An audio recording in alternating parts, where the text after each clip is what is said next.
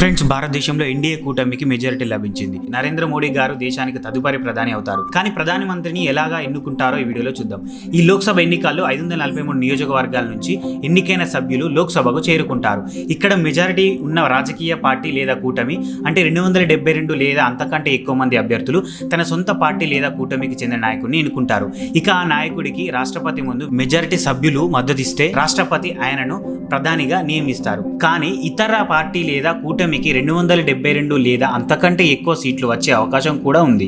అటువంటి పరిస్థితిలో రాష్ట్రపతి తన విచక్షణ ప్రకారం ఎక్కువ సీట్లు పొందిన పార్టీని ప్రభుత్వ ఏర్పాటుకు ఆహ్వానిస్తారు మరియు ఈ పార్టీ నిర్ణీత సమయంలో మెజారిటీని నిరూపించుకోవాలి.